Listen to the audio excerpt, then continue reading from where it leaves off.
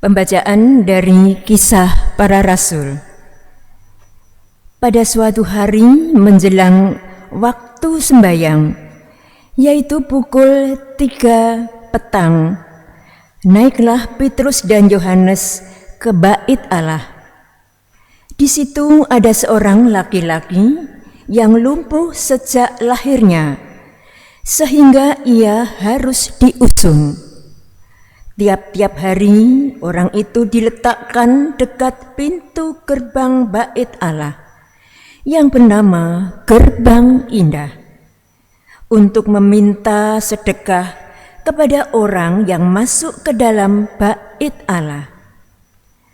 Ketika orang itu melihat bahwa Petrus dan Yohanes hendak masuk ke bait Allah, ia meminta sedekah. Mereka menatap dia dan Petrus berkata, "Lihatlah kepada kami." Lalu orang itu menatap mereka dengan harapan akan mendapat sesuatu dari mereka.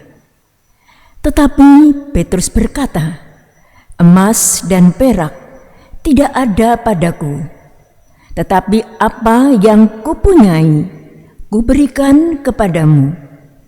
Demi nama Yesus Kristus, orang Nazaret itu, berjalanlah." Lalu Petrus memegang tangan kanan orang itu dan membantu dia berdiri. Seketika juga kuatlah kaki dan mata kaki orang itu. Ia melonjak, berdiri, serta berjalan kian kemari dan mengikuti Petrus dan Yohanes ke dalam bait Allah. Ia berjalan dan melompat-lompat serta memuji Allah. Ketika seluruh rakyat melihat dia berjalan sambil memuji Allah, mereka mengenali dia sebagai orang yang biasanya duduk meminta sedekah di Gerbang Indah bait Allah. Maka mereka takjub dan tercengang tentang apa yang telah terjadi padanya. Demikianlah sabda Tuhan. Biarlah bersuka hati orang-orang yang mencari Tuhan. Biarlah bersuka hati orang-orang yang mencari Tuhan. Bersyukurlah kepada Tuhan, serukanlah namanya, maklumkanlah perbuatannya di antara bangsa-bangsa.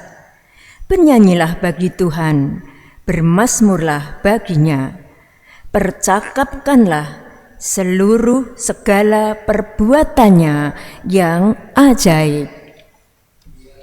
Biarlah sukacita orang-orang yang mencari Tuhan. Bermegahlah dalam namanya yang kudus. Biarlah bersuka hati orang-orang yang mencari Tuhan. Carilah Tuhan dan kekuatannya. Carilah seluruh wajahnya. Biarlah bersuka hati orang-orang yang mencari Tuhan. Hei anak cucu Abraham hambanya. Hei anak-anak Yakub pilihannya, dialah Tuhan Allah kita. Ketetapannya berlaku di seluruh dunia.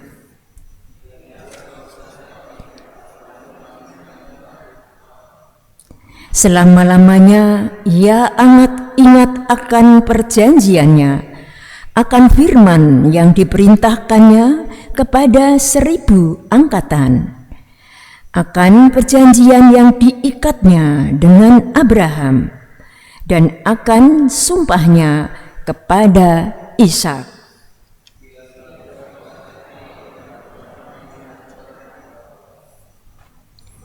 Haleluya, haleluya, haleluya, haleluya.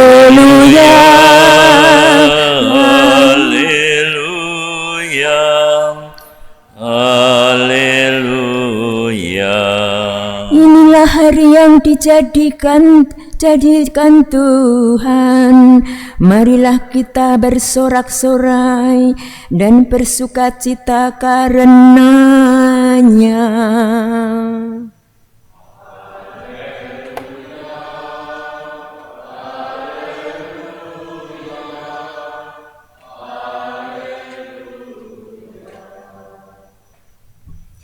Tuhan bersamamu. Inilah Injil suci menurut Lukas.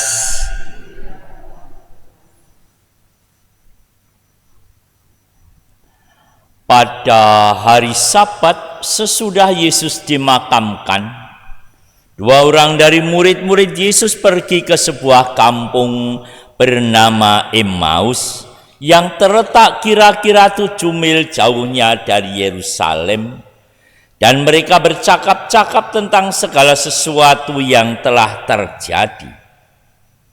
Ketika mereka sedang bercakap-cakap dan bertukar pikiran, datanglah Yesus sendiri mendekati mereka, lalu berjalan bersama-sama dengan mereka.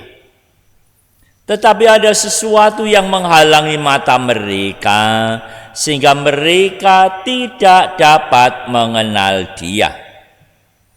Yesus berkata kepada mereka, "Apa yang kamu percakapkan sementara kamu berjalan?" Maka berhentilah mereka dengan muka muram. Seorang dari mereka, namanya Kleofas, menjawabnya, "Adakah engkau satu-satunya orang asing Yerusalem yang tidak tahu apa yang terjadi di situ pada hari-hari belakangan ini?" Katanya kepada mereka, "Apakah itu?" Jawab mereka, "Apa yang terjadi dengan Yesus orang Nazaret? Dia adalah seorang nabi yang berkuasa dalam pekerjaan dan perkataan di hadapan Allah dan di depan seluruh bangsa kami. Tetapi imam-imam kepala dan pemimpin-pemimpin kami telah menyerahkan dia untuk dihukum mati, dan mereka telah menyalibkannya. Padahal kami dahulu mengharapkan bahwa dialah yang datang untuk membebaskan bangsa Israel. Tetapi sementara itu telah lewat 3 hari sejak semuanya itu terjadi, dan beberapa perempuan dari kalangan kami telah mengejutkan kami. Pagi-pagi buta mereka telah pergi ke kubur dan tidak menemukan mayatnya. Lalu mereka datang dengan berita bahwa telah kelihatan kepada mereka malaikat-malaikat yang mengatakan bahwa Yesus hidup. Dan beberapa teman kami telah pergi ke kubur itu dan mendapati bahwa memang benar yang dikatakan perempuan-perempuan itu, tetapi Yesus sendiri tidak mereka lihat. Lalu ia berkata kepada mereka, "Hei kamu orang bodoh, betapa lambannya hatimu sehingga kamu tidak percaya akan segala sesuatu yang telah dikatakan para nabi. Bukankah Mesias harus menderita semuanya itu untuk masuk ke dalam kemuliaannya?" Lalu ia menjelaskan kepada mereka apa yang tertulis tentang dia dalam seluruh kitab suci, mulai dari kitab-kitab Musa dan segala kitab nabi-nabi. Sementara itu mereka mendekati kampung yang mereka tuju. Ia berbuat seolah-olah hendak meneruskan perjalanannya, tetapi mereka mendesaknya dengan sangat. "Tinggallah bersama-sama dengan kami, sebab hari telah menjelang malam dan matahari hampir terbenam." Lalu masuklah ia untuk tinggal bersama-sama dengan mereka.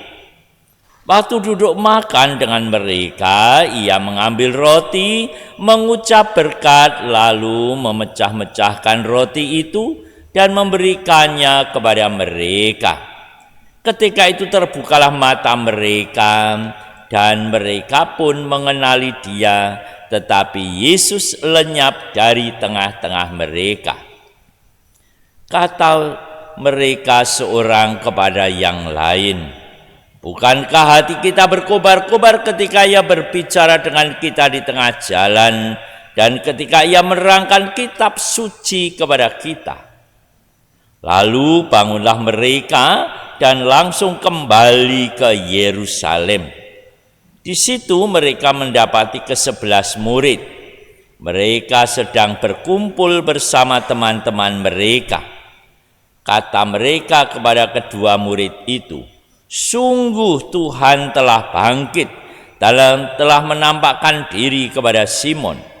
Lalu kedua orang itu pun menceritakan apa yang terjadi di tengah jalan dan bagaimana mereka mengenali Yesus pada waktu Ia memecah-mecahkan roti. Demikianlah sabda Tuhan. Terpujilah Kristus.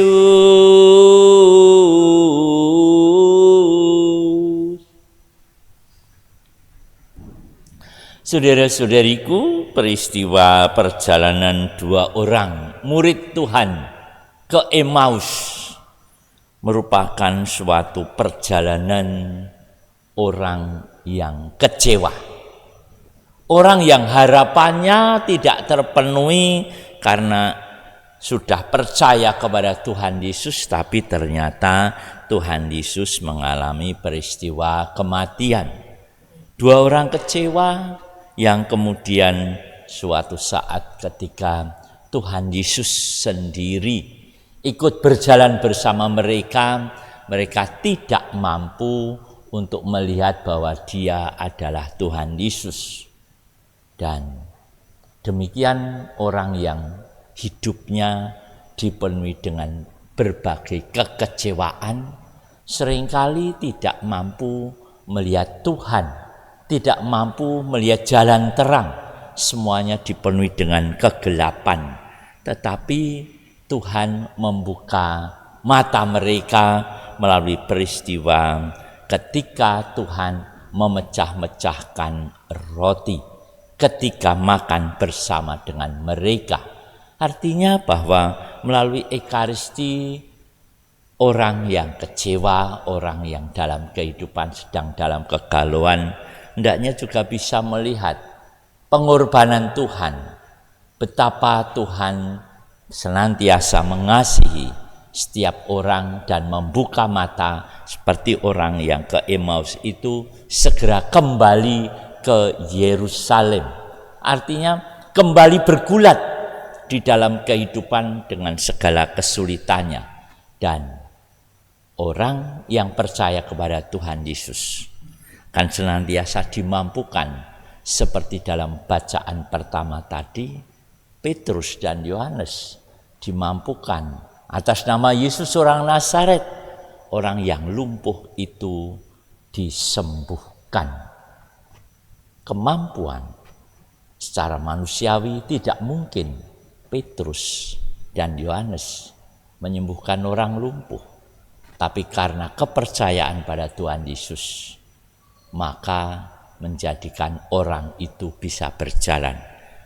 Oleh karena itu, kita semua mari kita belajar dari peristiwa ini supaya kita pun dibuka mata hati kita akan Ekaristi, dan supaya dengan kita berekaristi akan semakin dimampukan untuk mengatasi segala persoalan hidup, bahkan hal-hal yang kiranya kita tidak mampu lagi, tetapi Tuhan akan bertindak karena iman kepercayaan kepada Kristus.